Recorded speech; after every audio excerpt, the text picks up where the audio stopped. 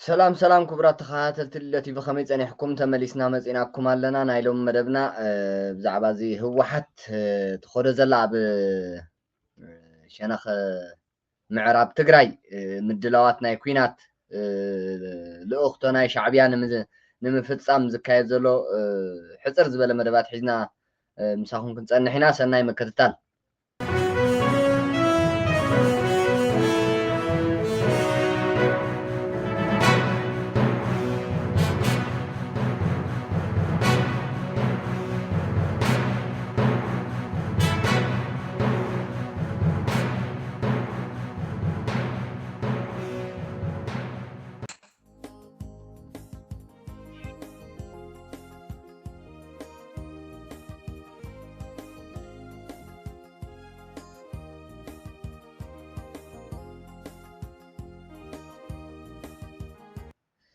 يا سلام هم قاعد حنزنا حكم كبرات خاتلت اللو تي في زي اب تግራይ ዝረአ ዘሎ ሕጂ ምስቲ ኣምባሳደር ናይ ኣሜሪካ ኣብ ኢትዮጵያ ከምኡውን ጌታቸው ረዳ ኣብ ምዕራብ ትግራይ ዝገበርዎ ምብፃሕ ስዒቡ ትሪእዎ ኣለኹም ህወሓት ዝተፈላለየ ምንቅስቃስ ትገብር ኣላ እያ ምክንያቱ ምዕራብ ትግራይ ኣነ እንተዘይኣትየያ በቃ ትግራይ ትበተን ኢላ ህወሓት ስለዚ ምዕራብ ትግራይ ከዓ ካብ ናይ ህወሓት በቃ ዕጡቃት ነፃ ኮይኑ እቲ ህዝቢ ክምለስ ዘለዎ ምስ ኣሜሪካ ምስ ማሕበረሰብ ዓለም ስምምዕ ገይሩሎ መንግስቲ ኢትዮጵያ ስለዚ ኣብቲ ከባቢ ሰሜን ምዕራብ ይኹን ኣብቲ ከባቢ ንምዕራብ ዘብል ቦታታት ዝተፈላለየ ምንቅስቃሳት ናይ ሰራዊት ወተሃደራዊ ታዕሊም በቃ ህዝቢ ተረብሹ እዩ ዘሎ ኣብ ሕማቅ ኩነታት ኣሎ ሰሜን ምዕራብ ትግራይ በቃ ዝተፈላለየ ደሽካታትን ናእሽቱ ብረታትን ሞርታራት ከይተረፈ በቃ ምንቅስቃሳት ናይ ተኽሲ እናተገበረሉ ድምፂ ናይ ተኽሲ እናተሰማዓሉ እዩ ዘሎ እቲ ቦታ እቲ ህዝቢ ተረብሹ ኣብ ሕማቅ ኩነታት ከም ዝርከብ ሓበሬታታት ይወፁ ኣለዉ ዝተፈላለየ በቃ ፅዑቅ ወተሃደራዊ ምንቅስቃሳት ኣሎ ኣብቲ ቦታ እዚ ከዓ በቃ ሻዕብያ ሃየ ተቀደምና ምዕራብ ትግራይ ተታሒዛ ወላ ሓደ ነገር ክንገብር ኣይንኽእልና ጠፋእና ሓዲኡ ግበሩ ስኹም ኣብ ስልጣንኩም ክትቅፅሉ ኣነ እውን ዕድመ ስልጣነይ ክቅፅል ተታሒዝና ኣብ ትግራይ ክንነብር ኣብይ ኣሕመድ ምስ ሰራዊቱ ምዕራብ ትግራይ ክረግፃን ክቋፀራን የብሉን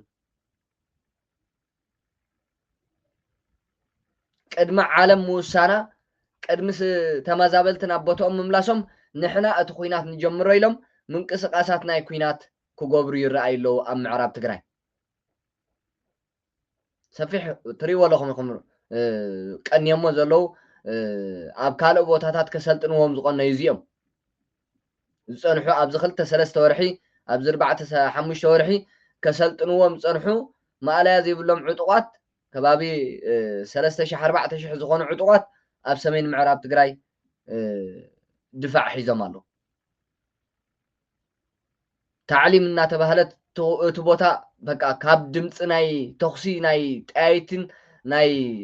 ኣፅዋራትን ኣዕሪፉ ይፈልጥን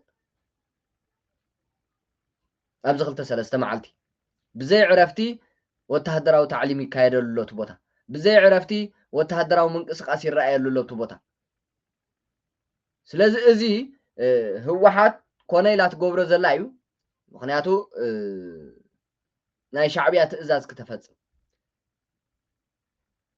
ኣብ ዝሓለፈ ሰሙን ክልተ እግራ ኣብ ክልተ ቦታ ረጊፃ ነይራ ህወሓት እቲ ሓደ እግራ ምስ ሻዕብያ ነይሩ እቲ ሓደ እግራ ከዓ ንኣዲስ ኣበባ ገፃ ሰጊማቶ ነይራ እቲ ናይ ኣዲስ ኣበባ ነቓፅ መልሲ ምስ ተዋህባ ክልተ እግራ ናብ ሻዕብያ መሊሳቶ ኣላ ሕጂ ሻዕብያ ከዓ ንግዚኡ መንገዲ ዓፂዋ ነይሩ እቲ ፈኸራ ናይ ኢሳያስ ኣፈወርቂ ስዒቡ ፅዑቕ ምድላዋት ናይ ፌደራል መንግስቲ ንኤርትራ ሸነኽ ምስ ተረኣየ ከዓ ሻዕብያ ከይፈተዋ ሓቂፍዋ ከዓ ንሕወሓት ከም ብሓድሽ ሕጂ ንምዕራብ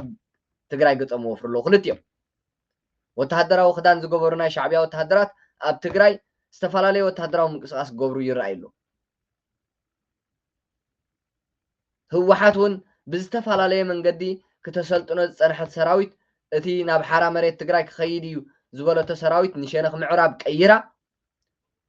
ዝተፈላለዩ ወተሃደራዊ ምንቅስቃሳት ክትገብር ትረአ ኣላ እቲ ኮይናት ክጅምሩ እዮም ዝመስሉ ምእሳር ናይ ጀነራል ጉዑሽ ገብረ ስቑኢሉ ንቐልዲ ስለ ዝፀልእዎ ጥራይ ኣይኮነን መፅኡ ሕጂ ኩናት ክጅምሩ እዮም ኩናት ክጅምሩ ተኮይኖም ግን ጉዑሽ ገብረ ነፃ ኮይኑ ኣብ ትግራይ ክፀንሕ የብሉን ነቲ ናይ ለውጢ ሓይሊ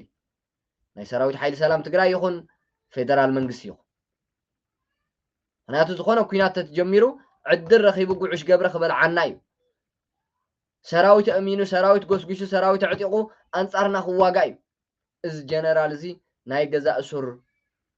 ኣብ ትሕትና ንግበሮ ተባሂሉ እዩ ሕጂ ዓፊኖሞ ዘሎ ኣብ ናይ መን ቤት ፅሕፈት ኣብ ናይ ፍስሓ ማንጁስ ቤት ፅሕፈት ዲ ገለ ተኣሲሩሉ ሕጂ ጉዑሽ ገብረ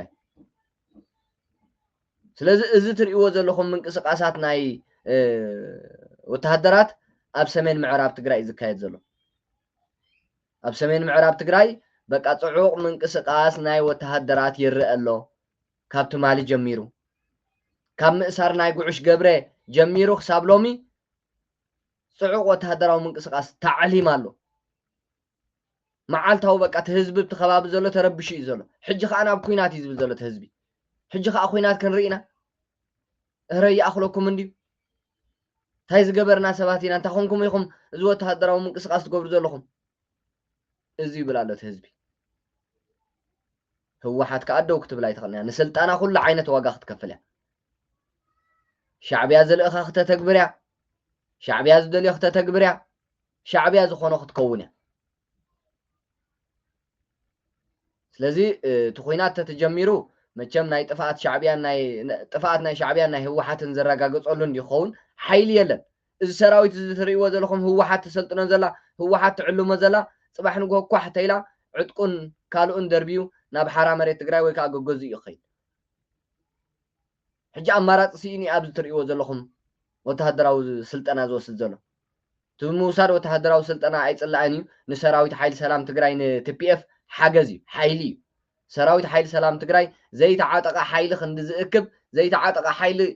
ተቐቢሉ ሲቪል ተቐቢሉ ክንዲ ከም ብሓዲሽ ዝዕጥቕ ዝተዓጠቐ ሓይሊ ተቐቢሉ ኣብ ካልእ ዝዓበየ ወተሃደራዊ ስልጠና እዩ ዝሰሃገር ዘሎ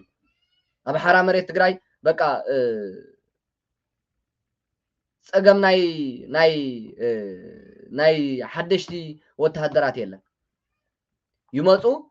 ዝተዓጥቁ ሓይልታት እዮም ኣብ ዝሓፀረ ግዜ ከዓ ናይቲ ቦታ ዲስፕሊን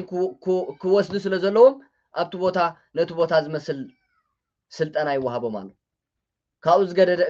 ካብኡ ዝዘለለ ግን ወይ ካብኡ ዝኸበደ ግን ንሰራዊት ሓይሊ ሰላም ዝፋታተን ንሰራዊት መሰልጠኒ ዝኸውን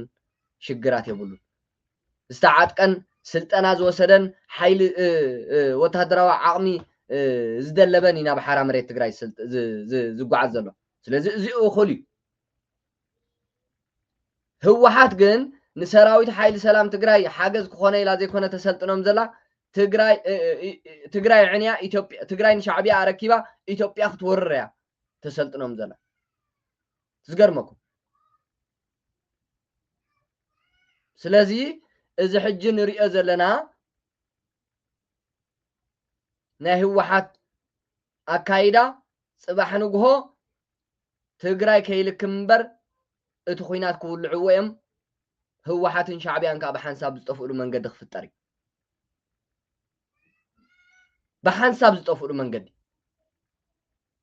ክልቲኦም ብሓንሳብ እዮም ክጠፍኡ እቲ ኩናት ከዓ ዕድል ብዘይህብ መንገዲ እዮም ክጅምርዎ ናይ ፍርሓት ኣሎ ናይ ተብተብ ኣሎ መፅናዕቲ እውን እኹል መፅናዕቲ የብሉን ምክንያቱ ንሰራዊት ሓይልታት ምክልኻል ኢትዮጵያ ክገጥም ዝኽእል ዓቕሚ የብሎምን ክልቲኦም እቲ ናይ ሻዕብያ ሰራዊት ንፈልጦ ኢና ወኑን ኣንፈቱን ዝጠፎ እዩ ሞራሉ ትሕቲ መሬት ዝተቐብረ እዩ እቲ ናይ ህወሓት ወተሃደር ከዓ ብዝተፈላለየ ፀገማት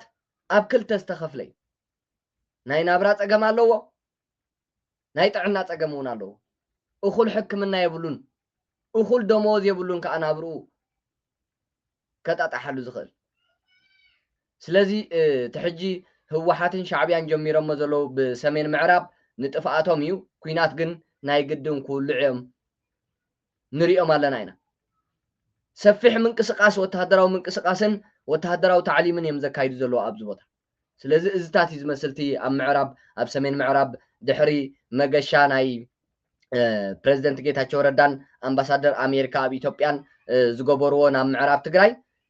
እዚ ንሪኦ ዘለና ወሊድሎ ናይ ህወሓትን ሻዕብያን ፅዑቕ ምንቅስቃስ ኣብ ሰሜን ምዕራብ ትግራይ